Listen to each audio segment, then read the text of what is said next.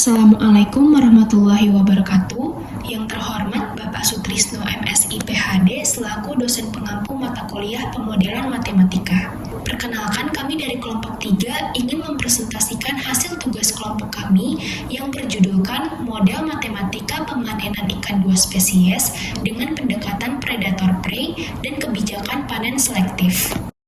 Kelompok kami yang beranggotakan Saya, Usutun Aisyah Nurrahmah dengan NIM 2410112130083. Saya Dandi Syamai Patiasina dengan 3 NIM digit terakhir 103. dan saya Intan Febrian Cantika Putri dengan 3 digit NIM terakhir 155.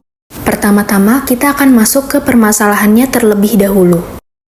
Dalam konteks ekologi akuatik, di sini kita mempelajari interaksi organisme yang hidup di perairan dengan lingkungannya. Hal ini berperan penting dalam mendukung manajemen sumber daya perikanan untuk pertumbuhan ekonomi negara. Nah, permasalahan yang sering munculnya yaitu adanya eksploitasi berlebihan pada sumber daya ikan. Untuk mengatasi hal ini, diterapkan kebijakan permanen selektif di mana ikan dipanen harus mencapai ukuran atau usia standar tertentu. Untuk memahami dinamika ini secara mendalam, penelitian ini menggunakan model predator-prey dengan fungsi respon Bedington De Angelis yang telah terbukti efektif dalam menggambarkan dinamika populasi dan memprediksi perilaku dinamis populasi ikan. Analisis dinamis model dilakukan untuk melacak kondisi keseimbangan jangka panjang, dilanjutkan dengan serangkaian simulasi untuk mengkaji bagaimana kebijakan panen selektif mempengaruhi kelimpahan sumber daya ikan dari perspektif model matematika. Selanjutnya, kita masuk ke bagian pemodelan matematikanya. Dalam pengembangan pemodelan matematikanya, di sini kami menggunakan sistem diferensial tundaan nonlinier yang memiliki 2 variabel fungsi waktu. Nah, variabel-variabel ini mempresentasikan populasi kepadatan mangsa dan predator. Seperti yang dapat kita lihat pada persamaan 1, di mana dxt per dt sama dengan r1xt minus pxt kuadrat minus fxtyt minus h1xt min tau. Sedangkan dyt per dt sama dengan yt R2 minus beta YT per XT plus K min H2 YT. Lebih lanjut lagi, pemangsaan prey oleh predator dimodelkan menggunakan fungsi respon Bedington De Angelis seperti yang ditunjukkan pada persamaan 2, di mana fxtyt sama dengan minus alpha xtyt per A plus bxt plus cyt. Nah, fungsi ini mengasumsikan populasi prey tersaturasi, di mana laju pemangsaan menurun seiring bertambahnya populasi prey maupun predator. Parameter alpha dalam fungsi ini mempresentasikan nilai maksimum tingkat pengurangan prey per kapita. Parameter A menunjukkan tingkat perlindungan lingkungan prey, serta parameter B dan C terkait dengan kontak mutual antara prey dan predator. Selanjutnya, untuk pemanenan kedua populasi, di sini kami menggunakan fungsi panen linier dengan penundaan waktu khusus pada pemanenan prey karena mengingat predator diasumsikan berukuran lebih besar atau berusia lebih dewasa. Nah, hal ini ditunjukkan pada persamaan 3 di mana H1 xt min tau sama dengan Q1 E1 xt min tau dan H2 YT sama dengan Q2 E2 YT, di mana parameter Q1 dan Q2 ini merupakan koefisien penangkapan, sedangkan E1 dan E2 menunjukkan upaya panen untuk masing-masing populasi. Baik, selanjutnya adalah analisis kestabilan titik-titik equilibrium. Kestabilan titik equilibrium. Titik equilibrium atau titik kesetimbangan model diperoleh dari solusi setimbang saat dx terhadap t per dt sama dengan 0 dan dy terhadap t per dt sama dengan 0, di mana diperoleh 4 titik equilibrium model, yaitu yang pertama, titik trivial I0 sama dengan 0,0, yang kedua, titik kepunahan prey I1 sama dengan 0, K dalam kurung E2 minus Q2 dikali E2 per beta. Yang ketiga, titik kepunahan predator I2 sama dengan R1 minus Q1 dikali E1 per P, 0. Yang keempat, titik eksistensi prey dan predator I3 sama dengan delta, R2 minus Q2 dikali E2 dikali dalam kurung delta plus K per beta, di mana delta akar positif real dari persamaan P delta dengan delta 1 sama dengan R1 minus Q1 dikali E1 dan delta 2 sama dengan R2 minus Q2 dikali E2. Dengan penjelasan titik equilibrium mewakili keberatan populasi prey dan predator pada masa setimbang. Titik I0 menggambarkan kepunahan bagi prey dan predator, serta selalu eksis. Selanjutnya, titik I1 dan I2 menggambarkan kepunahan salah satu spesies, sementara yang lain bertahan. Titik I1 dan I2 masing-masing eksis jika dan hanya jika R2 minus Q2 dikali E2 lebih dari 0 dan R1 minus Q1 dikali E1 lebih dari 0. Titik I3 menjelaskan bahwa kedua spesies bertahan hidup. Titik ini eksis jika dan hanya jika R2 minus Q2 dikali E2 lebih dari 0 dan R1 minus Q1 kali E1 lebih dari 0. Kemudian, kestabilan lokal titik equilibrium. Linearisasi sistem persamaan diferensial tundaan diperlukan dalam analisis kestabilan titik equilibrium. Persamaan karakteristik dari sistem terlinearisasi model 1 dinyatakan dalam persamaan 4, di mana keterangan J11, J12, J21, dan J22 dapat dilihat pada slide. Berkaitan dengan syarat eksistensi titik equilibrium, diperoleh 4 kondisi untuk menentukan dan mengamati kestabilan titik equilibrium sebagai berikut. Kondisi yang pertama, R1 kurang dari Q1 dikali E1 dan R2 kurang dari Q2 dikali E2. Kondisi ini mewakili keadaan overeksploitasi kedua spesies dengan laju pertumbuhan lebih kecil dibanding upaya penangkapan ikan.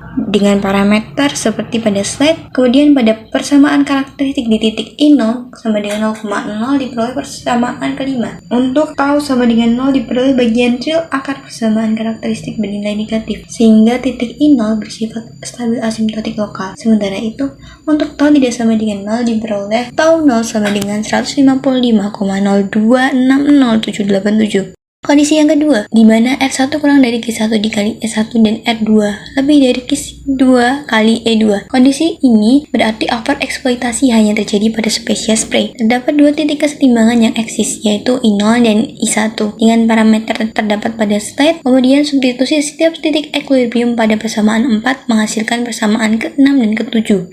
Solusi persamaan 6 dan 7 untuk tau sama dengan 0 menunjukkan bahwa titik I0 tidak stabil, sedangkan I1 stabil asimtotik lokal. Sementara untuk tau tidak sama dengan 0 perubahan kestabilan pada kedua titik equilibrium. Yang ketiga, kondisi R1 lebih dari Q1 kali E1 dan R2 kurang dari Q2 dikali E2. Kondisi ini berarti overeksploitasi spesies predator. Titik equilibrium I0 dan I1 eksis pada kondisi tersebut. Dengan parameter seperti pada slide, kemudian substitusi masing-masing titik kesetimbangan adalah seperti pada slide dan pada persamaan ke-8 dan ke-9. Perhitungan dengan tau sama dengan 0 menunjukkan bahwa I0 tidak stabil dan I2 stabil asimtotik lokal. Sementara untuk tau tidak sama dengan 0, tidak terjadi perubahan kestabilan pada kedua titik equilibrium. Kondisi yang keempat adalah kondisi yang terakhir, yaitu R1 lebih dari Q1 dikali E1 dan R2 lebih dari Q2 dikali E2. Kondisi ini menggambarkan laju pertumbuhan kedua spesies ikan masih lebih tinggi dibanding upaya penangkapannya. Nilai parameter yang digunakan untuk analisis dapat pada slide, kemudian setiap titik persamaan karakteristiknya dapat dilihat pada persamaan 10,